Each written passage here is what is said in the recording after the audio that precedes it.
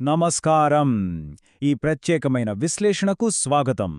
ఈరోజు మనం ఒక అద్భుతమైన, కాస్త కాస్మిక్ లెవెల్ టాపిక్ గురించి మాట్లాడుకోబోతున్నాం. అదేంటంటే చట్టం, న్యాయం మరియు సార్వభౌమాధికారం.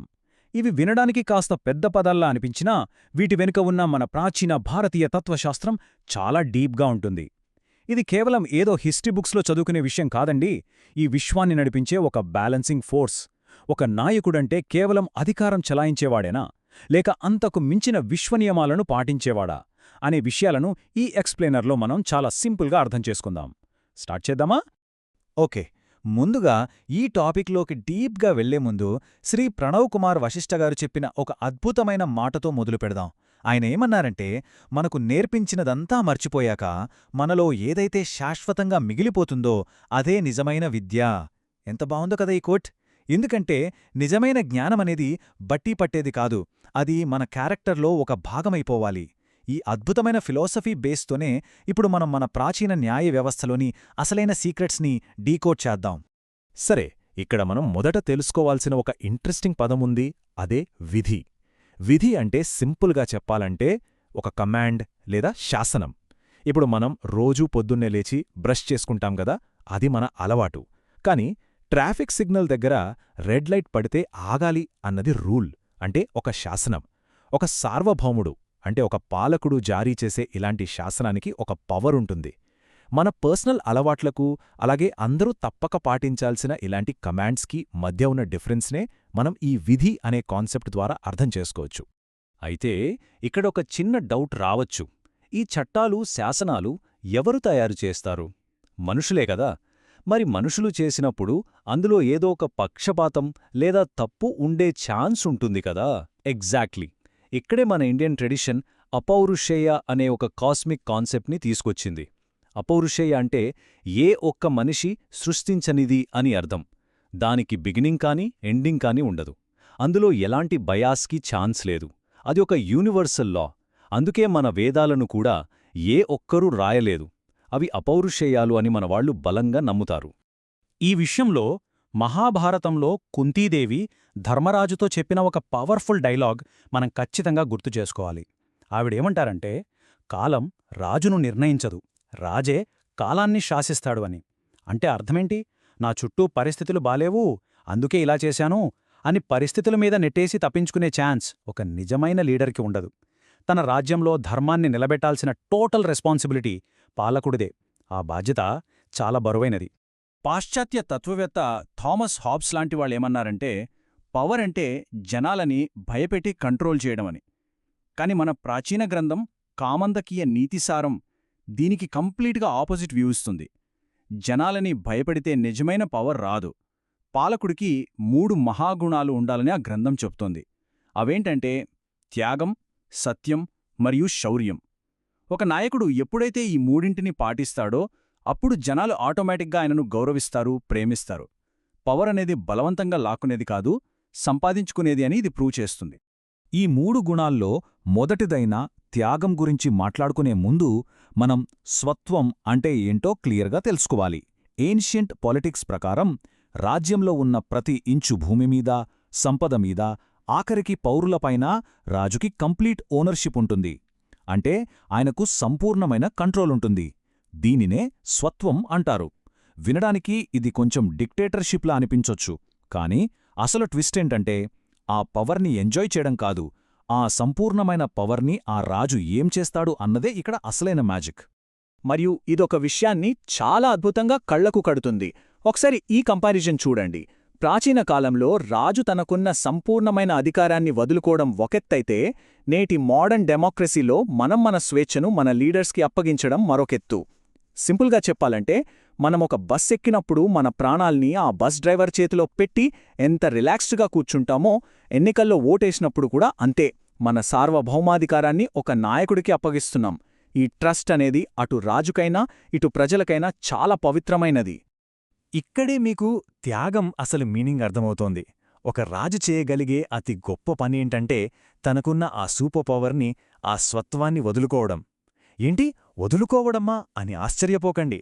అవును, తన పవర్ని సాక్రిఫైస్ చేసి ప్రజలందరూ వాళ్ల పనులు వాళ్లు స్వేచ్ఛగా చేసుకునేలా ఎంపవర్ చేయడమే నిజమైన లీడర్షిప్. అంటే అధికారాన్ని తన గుప్పిట్లోనే పెట్టుకోకుండా ప్రజల అభ్యున్నతి కోసం దాన్ని వదులుపోవడమే త్యాగం. ఎంత అద్భుతమైన కాన్సెప్టో కదా ఇది. ఇక రెండవ మహాగుణం సత్యం. సరే, రాజు త్యాగం చేసి జనాలకు స్వేచ్ఛనిచ్చాడు. కాని ఎవరైనా ఆ స్వేచ్ఛని మిస్యూజ్ చేస్తే, ఒకరి వల్ల ఇంకొకరికి నష్టం జరిగితే, అప్పుడు రాజు సైలెంట్గా ఉండకూడదు. వెంటనే ఒక ఫ్లాలెస్ అండ్ బయాస్లెస్ జడ్జ్లా మారాలి. అంటే పైపైన కనిపించే సాక్ష్యాల్ని బట్టి కాదు, డీప్గా అనలైజ్ చేసి అసలు నిజమేంటో బయటికి లాగి సత్యాన్ని నిలబెట్టాలి. అలాంటప్పుడే జనాలకు సిస్టమ్ మీద భయానికి బదులు ఒక స్ట్రాంగ్ నమ్మకం, గౌరవం ఏర్పడతాయి. ఇప్పుడు ఇక్కడ మనం గమనించాల్సిన నిజంగా ఆసక్తికరమైన విషయమేమిటంటే, మూడవ మహాగుణమైన శౌర్యం. శౌర్యమంటే కండబలం చూపించడం, కత్తి పట్టుకుని నరుక్కోవడం కాదు. ఇదొక అత్యంత క్రమబద్ధమైన ప్రాసెస్. తప్పు చేసిన వాళ్ళని దారిలో పెట్టడానికి ఫస్ట్ సామ అంటే కూర్చోబెట్టి ఎడ్యుకేట్ చెయ్యాలి. వెనకపోతే దాన అంటే ఏదైనా ఇచ్చి మార్చడానికి ట్రై చేయాలి. అప్పటికి వెనకపోతే భేద అంటే వాళ్ల బలాన్ని విడగొట్టాలి. ఇవన్నీ ఫెయిల్ అయినప్పుడు మాత్రమే లాస్ట్ రిజార్ట్గా దండ అంటే కఠినమైన శిక్షను ప్రయోగించాలి. అంటే ఎమోషనల్గా కాకుండా ఎంతో బ్యాలెన్స్డ్గా ఆలోచించడమే రియల్ శౌర్యం.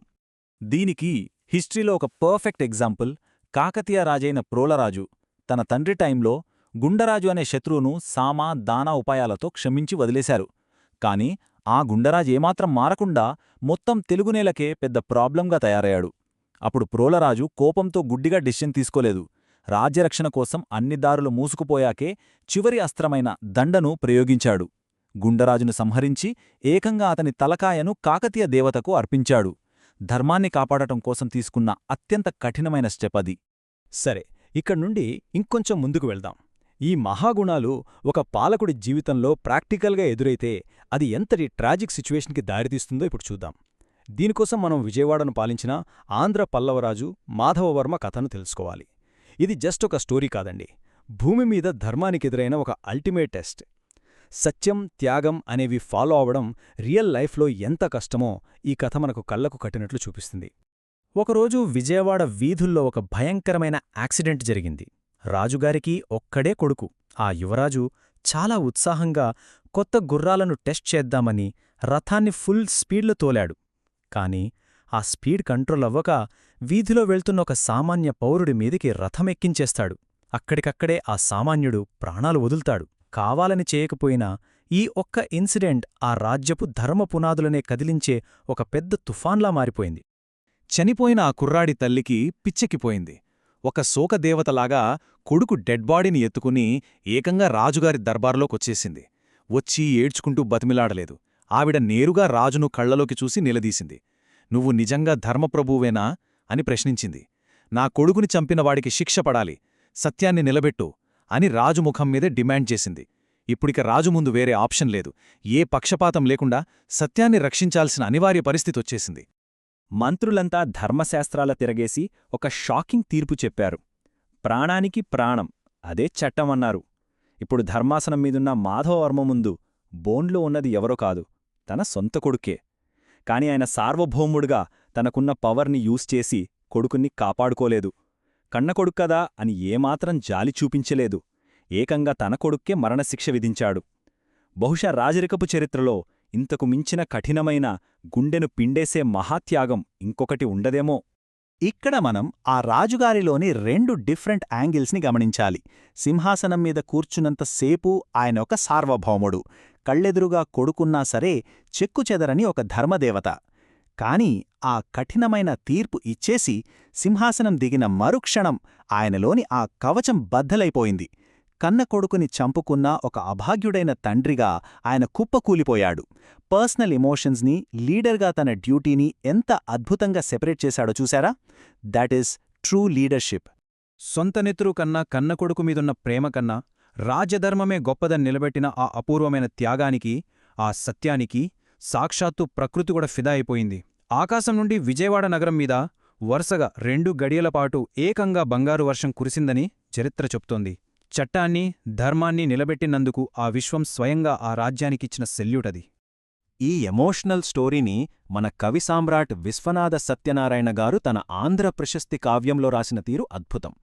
ఈ హృదయ విదారకమైన సంఘటనను ఆయన జస్ట్ ఒక రాజు కథలా వదిలేయకుండా దాన్ని ఒక కాస్మిక్ లెవెల్ మెటఫర్లాగా, అంటే ఒక విశ్వ నియమంలాగా వర్ణించారు. సాహిత్యం ద్వారా ఒక మనిషి బాధను ఏకంగా ఈ విశ్వం మొత్తానికి కనెక్ట్ చేసి చూపించడమంటే మామూలు విషయం కాదు.